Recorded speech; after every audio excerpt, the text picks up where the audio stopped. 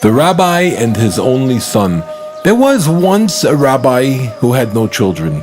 After a time, he had an only son whom he raised and married off.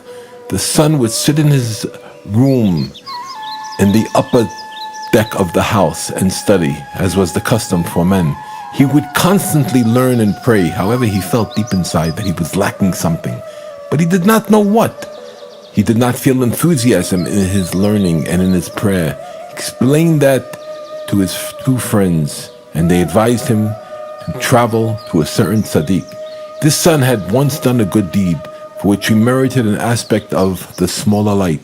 The only son went and told his father that since, as he did not feel any inspiration in his learning, and felt a lack, yet did not know why, therefore he wanted to travel to this tzaddik. His father answered him, "What? You want to travel to him? You are certainly more learned than he, and of better lineage. It is not fitting for you to travel to him. Give up the idea." He finally dissuaded him from going, and the son returned to his learning, but again felt a lack. He conferred again with the above-mentioned friends, and they advised him as before to travel to the tzaddik. So he again approached his father, and his father dissuaded him from going as before. This happened several times. The son felt this lacking, and he longed powerfully to fill the lack, yet did not know what it was. He came again, approached his father, and pleaded with him until his father was compelled to take him, for he did not want to let him travel alone, being that he was his only son. His father said, "All right, I will go with you, and I will show you that he is nothing special." They prepared a carriage and set off.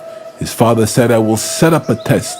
If things proceed normally, it is decreed from heaven that you should go. If not, then it is not from heaven, and we will turn back."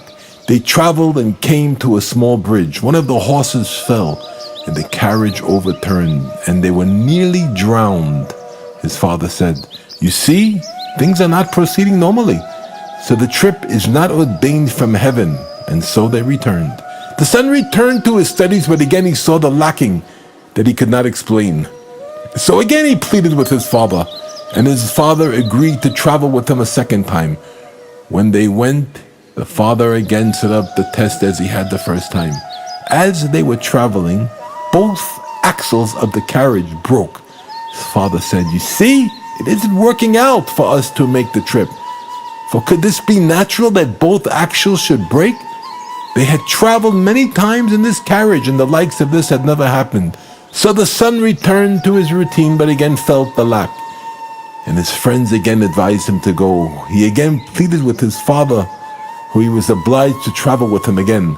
The son asked that they not set up this test again, for it is natural that sometimes a horse falls or axles break. Only a truly unusual occurrence would be seen as a sign. They set out and came to an inn where they found a trader. They started to converse with him in the manner of traders.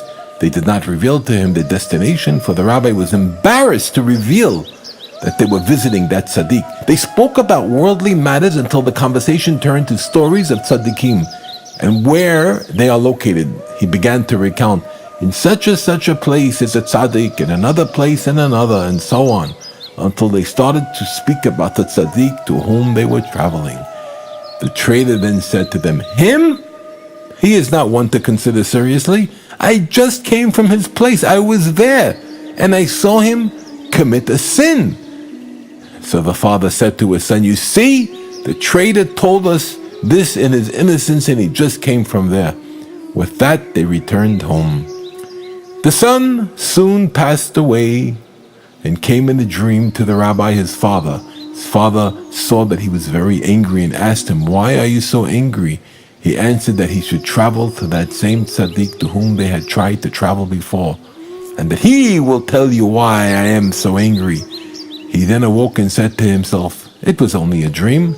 Then he dreamed the dream again, and again he assumed it was an insignificant dream. He dreamed it yet a third time, and now he realized there was meaning to it, and so he went. Along the way, he met the trader. He recognized him and said, "Are you the same trader that I met at the inn?" And he answered, "Certainly you saw me." Then he opened his mouth and said, "If you like, I will swallow you." The father asked, "What are you saying?" He answered, "Do you remember When you and your son were traveling, first the horse fell on the bridge and you turned back. The second time, the two axles broke. And the third time you met me, and I said that he, the tzaddik, is not worthy of consideration. Now that I have ended your son's life, now you may travel there, for your son was the aspect of the smaller light, and that tzaddik was the aspect of the greater light. If they had met, it would have brought the Messiah. Now that I have done away with your son, you may travel there.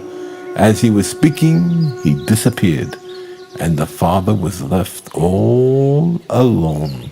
The rabbi then traveled to the tzaddik and cried, "Alas, alas, to those who are lost and can no longer be found. The Lord should return our exile speedily. Amen."